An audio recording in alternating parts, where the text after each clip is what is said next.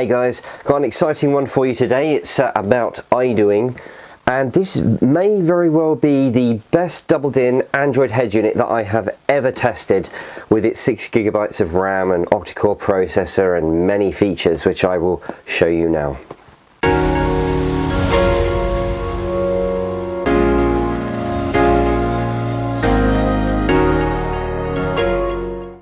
Now, Idoing, one of the best brands of Android head units that you can get, and it did feature in my top 3 Android head unit brands that I released for 2022. So they are really good. I've done a couple of reviews on their head units. You can see there's a box up there on my shelf behind me. But this one's particularly interesting because it's a doubled-in unit, and we know that the doubled-ins are the ones that we like for the Saab 9III, and indeed many vehicles which can't have larger than 7-inch displays.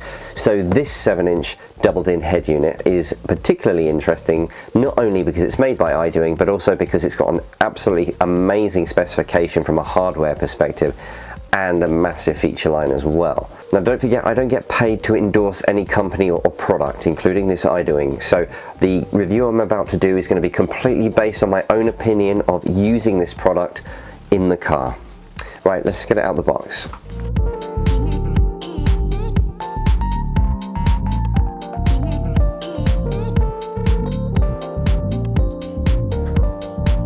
And here it is, and this is actually a thing of beauty. It doesn't look like a generic Android head unit at all. You can see how they've designed it with the faceplate being a standard doubled-in. It is of course a standard doubled-in enclosure, and of course you have this lovely physical volume knob as well, which feels very nice to touch. You also have the capacitive touch buttons, which are displayed very nicely on the front of the unit.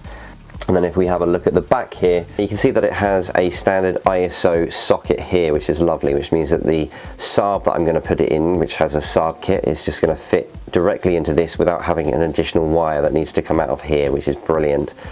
Although Idoing will manufacture these units depending on the type of car that you have. If you tell them that you have a Ford or a Toyota or something, they will just make sure that it has a different type of connector on it, so that the loom of your car will just plug into the back of it.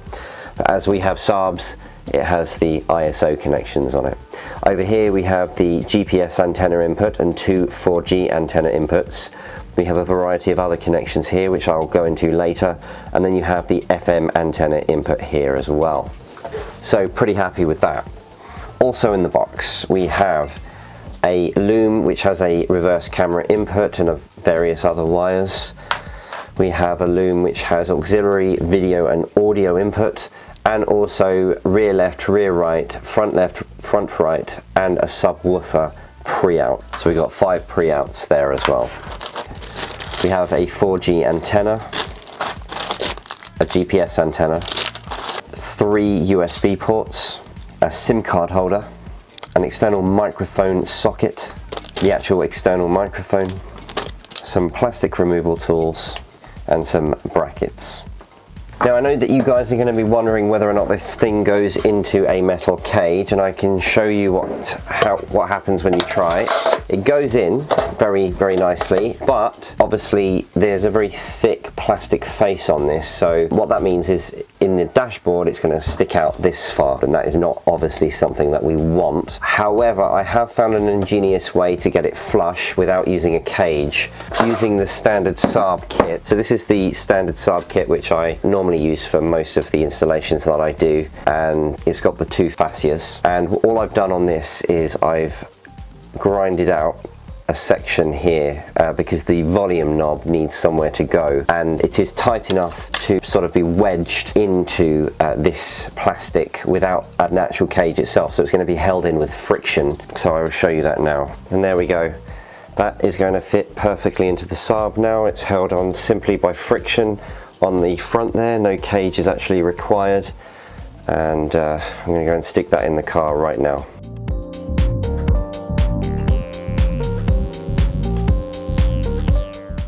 And here it is installed in my Saab 9III. Now you're going to see straight away how glorious it looks in this car. I think it's mainly the the silver trim around the knob, which goes very well with the silver trim around my vents and my my other knobs in this car. So it actually looks like it's meant to be in here. So I think that it just looks lovely. Now the connection of this was actually probably one of the easiest that I've ever done. But we'll talk a little bit about that in the vehicle integration part of this video later on. But as usual, we'll talk about the look and feel to begin with. So as you can see, the way that it looks in the car is very, very nice indeed. The fact that it's got that physical knob really adds to it, both from the point of view of aesthetics and of course from a functional perspective as well. The screen's quite interesting, the way that they've dealt with it, because you've got the display screen and then about a centimetre in front you have the actual touch screen part. So there's some depth to the screen. It kind of looks surreal, like you're sort of looking in through a window at the screen. I mean, that doesn't take away from it at all. The touch screen is very sensitive. It's quite a unique thing. Maybe they did that to make it better in sunlight. I mean, I can tell you now we're in very bright sunlight at the moment and the screen looks perfect as it is. Now from a technical perspective, the screen is 600p, but the contrast ratio is actually quite nice, and if you have a look at the colours on the screen, they are still quite vivid, they still quite pop out at you, so it is a good quality screen. Now they've given you quite a colourful dashboard here with a bunch of icons, so you've got shortcut to navigation, shortcut to the radio, then you have the time and date, you have a shortcut to music, and you have a shortcut to Bluetooth, and then underneath that you have a shortcut to videos, a shortcut to the graphic equalizer, access to the applications on the Android head unit, the settings, and then a file browser down here. So it's pretty basic, but still functional.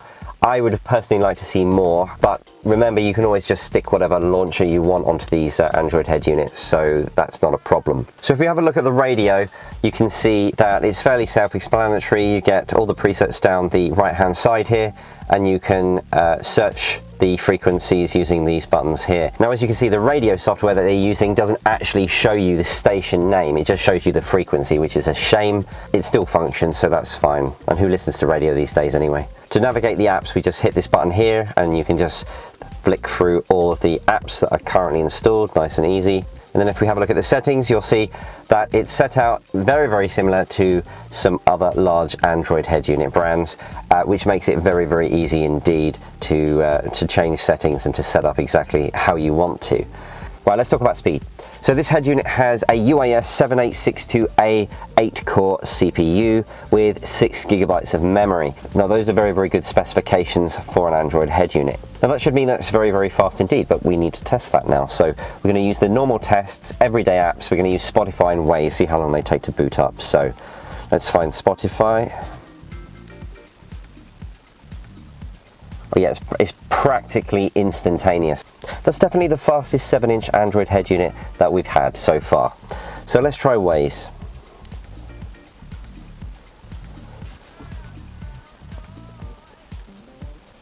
Yeah, I mean, it's practically instantaneous. Now, if you compare that to any of the other tests that I've done on Android head units, you'll know that that is very fast indeed. So this is really one of the very fastest Android head units that money can buy, and I'm pretty sure it's the fastest 7-inch Android head unit. So let's talk about vehicle integration. The items that we are interested in is how easy is it to actually fit into a car, and how easy is it to program it for steering controls and to have your car brand come up when you switch it on. Programming the steering wheel buttons is as simple as going into the settings, going into general, scrolling down until you find steering wheel settings, and then you just press a button on the steering wheel and then you press the concurrent button on the screen and it sets it nice and easy. So as you can see, I can control my volume just by using my steering wheel button, and that was very easy indeed. One of the other things I did was I set the Saab logo for when the unit boots up, and we do that by going into the settings. We go into factory, the password is 3368. And then the boot screen logo is here, and it gives you an option of lots and lots of different cars, but obviously mine's a Saab and that's what I got it set at. So let's talk about features. Aside from the usual stuff like having analog video input, the ability to watch YouTube and Netflix and such, it also has the HD reverse camera compatibility, which is absolutely great. And also it has Apple CarPlay and Android Auto in a wireless mode. So let's actually test that now. So here's my trusty test iPhone. So I'm going to go into settings. So it's asking for the pin, which I believe is 0000, pair. You can see it's now connected. Now if we go into the apps and we go into CarLink, waiting for the device to connect. Connecting. Use with CarPlay. Yeah, let's use CarPlay.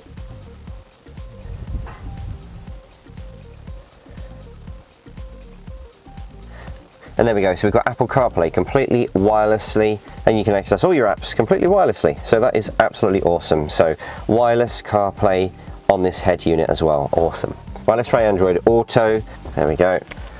And then we'll do exactly the same thing again. So we'll go to CarLink, waiting for the device to connect. Allow access to contacts, yeah, sure.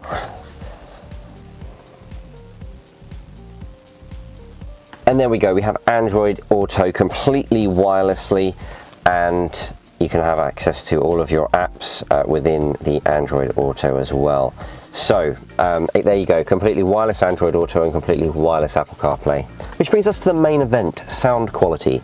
Well, if we have a look at the graphic equalizer, you can see it has 16 bands of frequency which you can modify, and you can separately control the front and rear graphic equalizer settings as well. If you have different speakers in the front and the rear of the car, you can adjust them to your specific requirements very, very easily using this. If we go to field, you can see that we have the standard fade and balance. Surround gives you the ability to control the time delay in each of the speakers. Bass enhancement is obviously a way to enhance the bass, and then the bass filter will give you a cut-off frequency for both the front and the rear speakers for bass. Now naturally the DSP has given us quite a lot of manipulation of the audio settings as I've just shown you, and as a result it does sound amazing, as you would imagine, because you can literally set it up however you want for your particular vehicle. So in this particular car with the standard stock speakers, sounds great. And if you had an aftermarket system, it again will give you the full functionality to manipulate the speakers to exactly how you want them.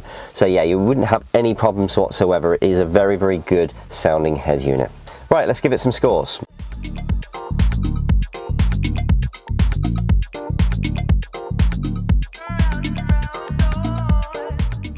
Hope you enjoyed this video. If there was anything that I missed, just ask in the comment section below and I'll see if I can get to answering them for you. If there's any specific brand of head unit that you'd like me to have a look at, again, just ask and I will see what I can do about obtaining it and doing a review for you. Otherwise, please subscribe to my channel and there'll be lots more reviews coming up.